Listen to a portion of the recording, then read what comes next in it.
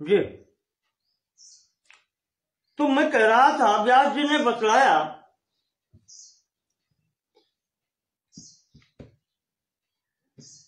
कि इससे बचा कोई नहीं है। ब्रह्मा, विष्णु, शिव, महाराज कपिल, सबकी स्थिति है।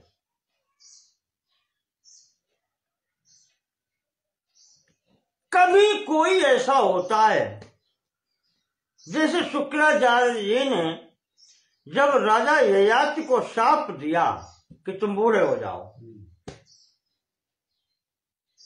तो महाराज ययाति ने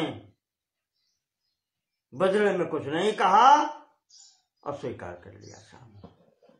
तो कोई ऐसा होता है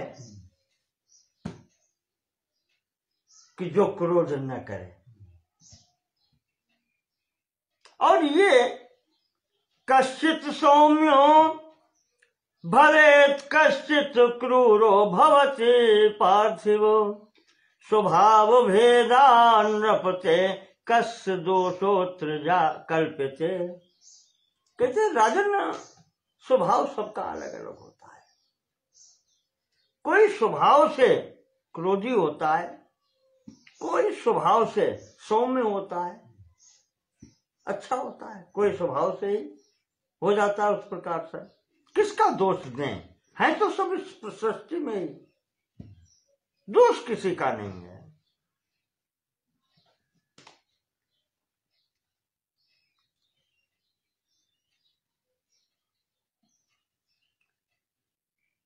कहते हैं कि अब जैसे ययाति ने स्वीकार कर लिया, ऐसे ही है वंशी क्षत्रिय हुए हैं, उन्होंने ब्राह्मणों का कुल नष्ट कर दिया। ये राजा ययाति का गुण है कि उसने हंस के स्वीकार कर लिया शाप, और वो है वंशी जो क्षत्रिय थे, उन्होंने भृगुवंशियों का जीना मुश्किल कर दिया।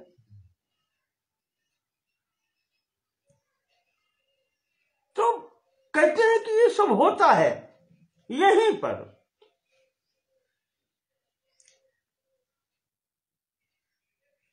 स्थिति ये बनी, व्यास जी यहां कह रहे हैं, व्यास जी जन्मेजय ने पूछा व्यास जी से कि महाराज ऐसा कैसे हो गया?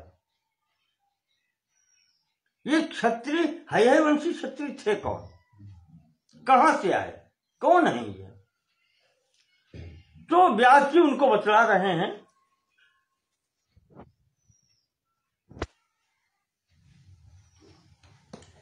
कि राजन, ये कार्तवीर्य अर्जुन का ही तो वंश है,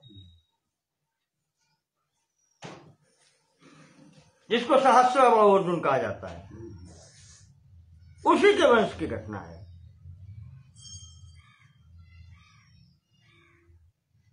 कहते हैं कि अर्जुन के समाप्त हो जाने के बाद में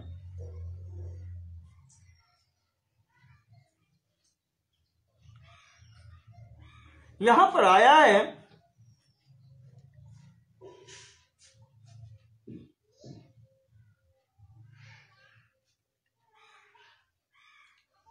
स्वर्याते नृपशार्दूले कार्तवीर्याजुर अर्जुन पुनः। जब कृतवीर्य अर्जुन जो है सहस्राबाहु स्वर्ग चला गया, उसके बाद में इसके वंश वाले जो अन्य पुत्र जो वंश चला आगे, ये बहुत कहना चाहिए गरीब हो गए, अपने आचरणों से कह लो और चाहे जिससे कह लो, इनका धन समाप्त हो गया और किसी स्थिति में। और जब कहते हैं कि जब धन की स्थिति निर्धन व्यक्ति होता है तो फिर उसकी बुद्धि काम नहीं करती। ये सबसे बड़ी चीज है, ये कई जगह आया है। काम चले। हाँ। और फिर निर्धन व्यक्ति कौन सा पाप नहीं कर सकता? निर्धन वही समझो जो धन नहीं है, भोजन के अगर लाले पड़ गए तो भोजन के लिए व्यक्ति कौन सा पाप नहीं कर सकता। बुभुक्षिताः को न करोति पापम, ऐसे करके आया है कि भूखा व्यक्ति कौन सा पाप नहीं कर सकता। तो ऐसी स्थिति में जब ये हुआ तो इन्होंने सोचा कि हम लोग तो जिंदगी भर दान देते आए, ब्राह्मणों को देखो बुद्धि कहां से खराब होती है। हम दान देते चले आए और ये दान लेते चले आए, तो हमारा सब धन तो यही खा गए ब्राह्मण लोग। अब आज हमारे पास नहीं है तो इनसे लो। मांगा, कहीं मिला होगा, कहीं नहीं मिला। हर तरीके का, ब्राह्मण भी हर तरीके के, जैसे राजा वैसे प्रजा। तो जिनसे छीन पाए छीन लिया, उन्होंने देखा आपत्ति आ गई, ब्राह्मण छोड़ छोड़ के भागने लगे। अब जब भागने लगे तब और संदेह हुआ कि इसका मतलब धन है, देना नहीं चाहते, तो ये ढूंढ ढूंढ के खोज खोज के मारने लगे। किसी का घर खोद डाला, घर में गड़ा हुआ धन मिल गया। ये भी एक गवाही हो गई कि धन तो है इनके पास, देते नहीं।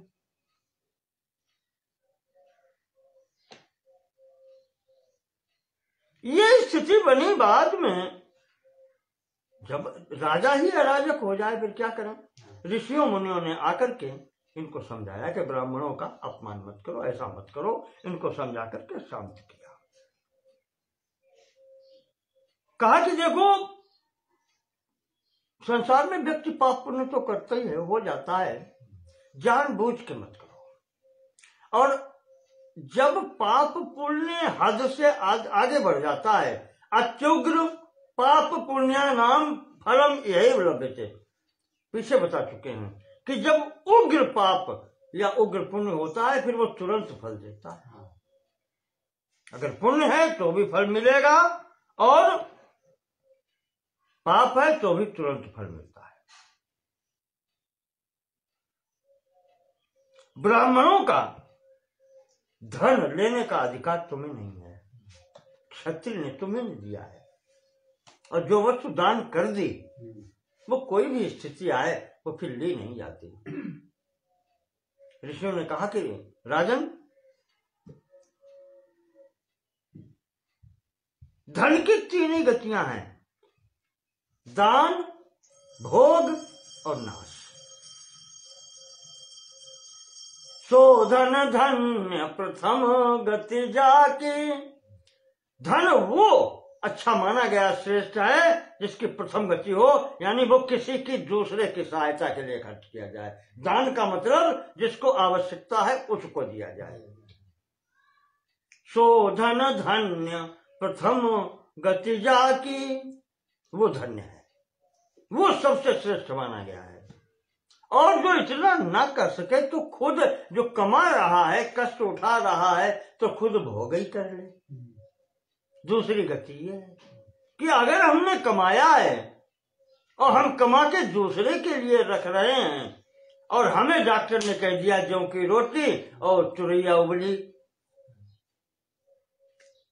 तो फिर लाभ क्या हुआ? हम उस धन को भोग न सके।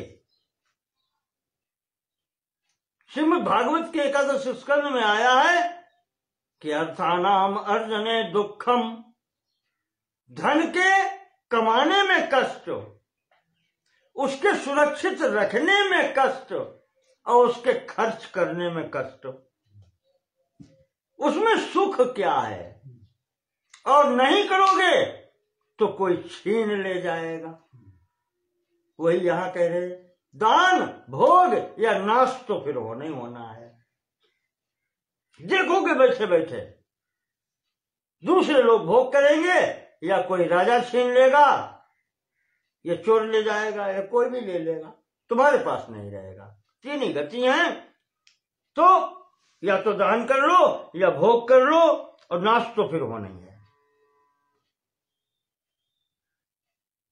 दान भोग कृति नाम च, जो पुण्य करने वाले व्यक्ति हैं उनके धन की दो ही गतियां होती हैं, दान पुण्य।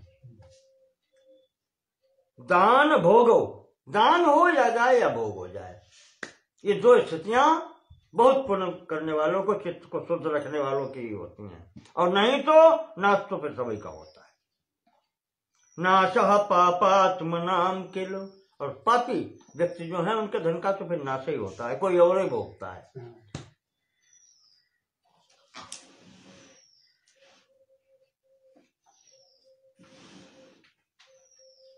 इसलिए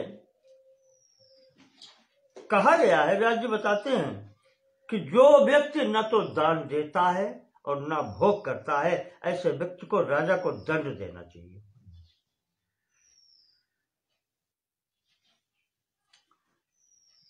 व्यास जी कहते हैं, राजन देखो, लोभ सबसे बड़ा शत्रु है। इस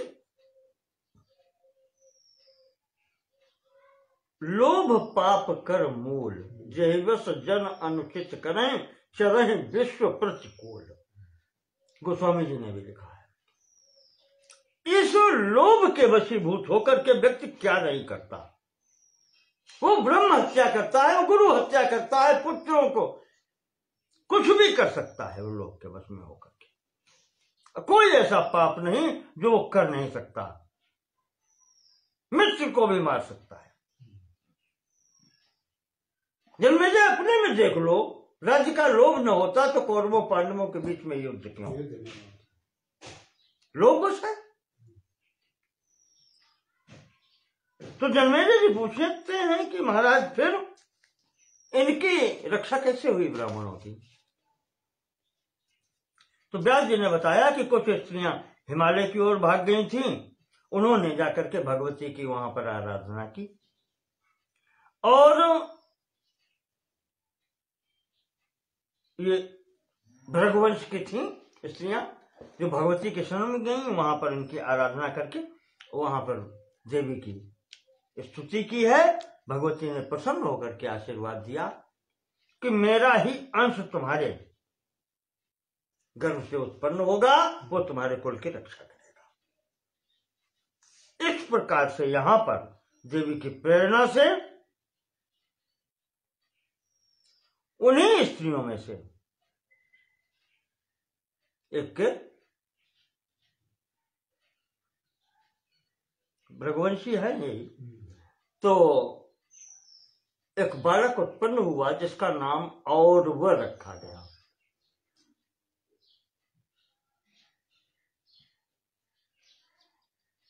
उरु कहते हैं गर्भ को, उससे उत्पन्न होने के कारण औरव नाम रखा गया। और बालक इतना तेजस्वी था कि अग्नि को सूर्य की चमक फीकी पड़ जाती थी सामने। ये जितने थे क्षत्रिय फिर सामने आए, सब अंधे हो गए।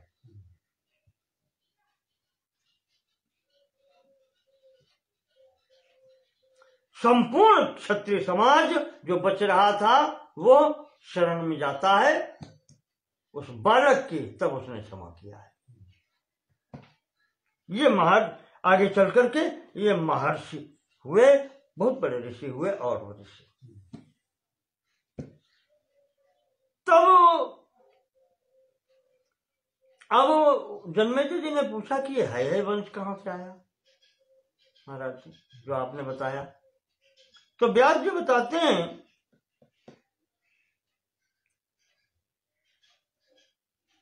यहां पर एक विशेष स्थिति आई है। ये क्षत्रियों से अलग भागवत में उसी वंश में है नाम के राजा हुआ, उसके आगे चल करके वही वंशावली शुरू हो जाती है। यहां स्थिति दूसरी बताई है। यहां ये कहा गया है कि जब भगवान सूर्य की पत्नी जो संज्ञा थी, उन्होंने महाराज सूर्य का तेज सहन न होने के कारण इनका घर छोड़ करके घर से चली गई। तो उन्होंने घोड़ी का रूप धारण करके वो अन्यत्र चली गई, घर में नहीं गई। उसी समय जब पता चला तो उन्हीं स्वरूप में भगवान सूर्य ने भी अपना स्वरूप घोड़े का बना करके उनको वहां पाया है। तो कहते हैं कि ये इन दोनों से सूर्य के वेश में भगवान सूर्य भगवान उस घोड़े के वेश में और ये संज्ञा उस घोड़ी के वेश में हुए हैं। तो वहां से उनकी एक पुत्र की उत्पत्ति हुई है। तो हय माने घोड़ा होता है, तो इस वंश का नाम हय पड़ा है। वहां से एक पुत्र उत्पन्न हुआ।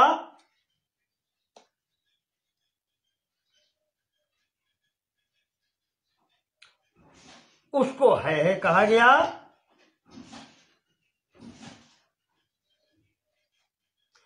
इस पुत्र को भगवान ने राजा ययाति को दिया था। राजा ययाति को ये पुत्र उन्होंने दिया और कहा कि इसका पालन पोषण करो। महाराज ययाति ने इसका पालन पोषण किया।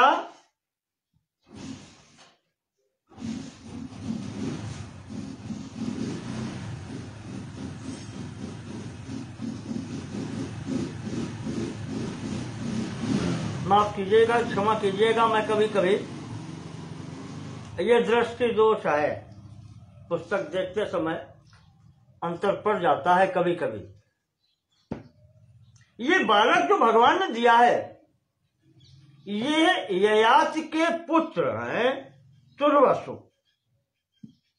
यदु तुर्वसु। बड़े पुत्र यदु हैं, ये देवयानी के पुत्र हैं। सबसे बड़े यदु हैं, उनसे छोटे जो तुर्वसु हैं, ये पुत्र महाराज ने उनको दिया है। वो तपस्या कर रहे थे संभवतः संतान के लिए, तो उनको ये संतान रूप में दिया गया।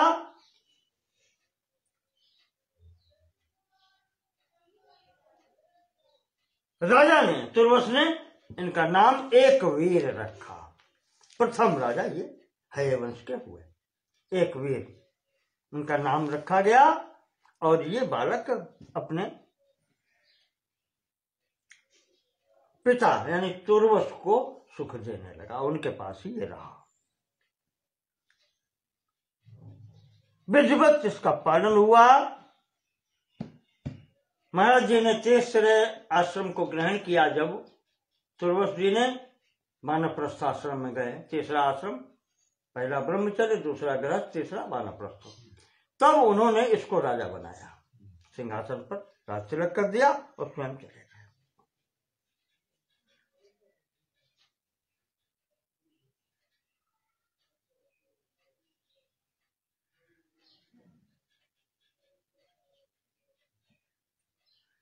एक दिन की घटना है कि ये राजा एक वीर गंगा जी के किनारे जा रहा था। वहां पर एक लड़की को, एक कन्या को रोते हुए देखा। घोड़े से उतर के खड़ा हुआ, उससे पूछा क्यों रो रही हो? तो वो लड़की कहती है कि राजन, यहां से थोड़ी दूर पर एक राजा हैं जिनका नाम है रैभ्य, और उनकी एक पुत्री है जिसका नाम है एकावली।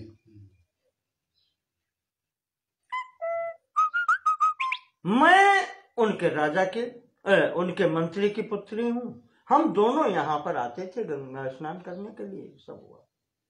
आज हम जब आए थे, रक्षक भी मेरे साथ होते थे, सिपाही होते थे, तो एक राक्षस यहां आ गया और उसने सब इनको रक्षकों को मार डाला और राजा की पुत्री को उठा करके ले गया। राजन, उसका नाम कालकेतु है, कालकेतु नाम का राक्षस है, और वो उसकी पुत्री को उठा करके ले गया। और वो कहता है कि मेरा विवाह कराओ उसके साथ में, मैं विवाह करूंगा। पुत्री विवाह करना नहीं चाहती।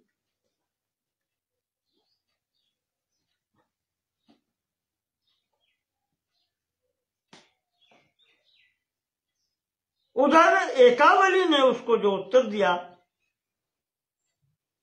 उसने कहा कि मेरे पिता ने मुझे देने का संकल्प राजा एक वीर के लिए कर दिया है। वही राजकुमार इस समय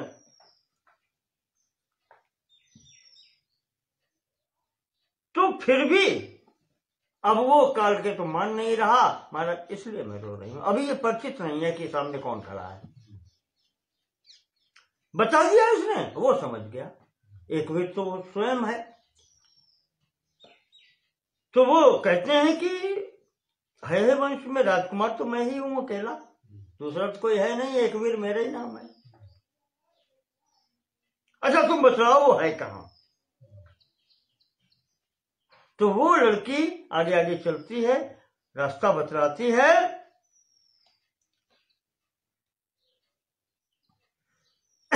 और यहां पर वो कहती है, उसका नाम यशोवती है, कि राजन हम तुम्हारी प्रतीक्षा कर रहे थे। भगवती की प्रेरणा थी, इसलिए मैं तुम्हें मंत्र देती हूं भगवती का, इसका तुम भी साधना करना, तुम्हारा कल्याण होगा और तुम इस राजा की पुत्री का उद्धार करो। ये तुम्हारी पत्नी है। तो वो राजा वहां पहुंचता है। वैसे ही राक्षसों ने आक्रमण किया। राजा ने सबका संहार करके विजय पाई। इस प्रकार से यहां पर इसका विवाह हुआ। एकावली का विवाह राजा एक वीर से हुआ।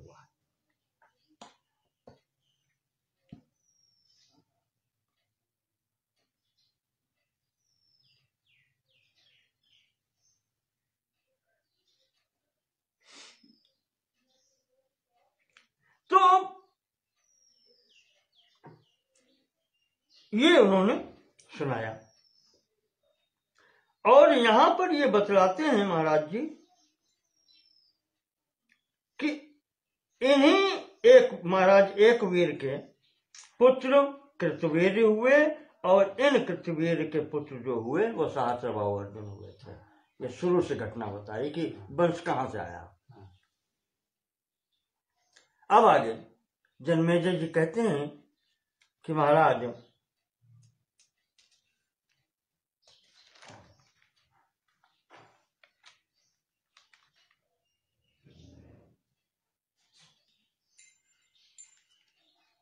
यहीं पर स्थगित करो, प्रसंग यहां पूर्ण होता है, क्योंकि फिर बात अब दूसरी प्रारंभ हो जाएगी आगे।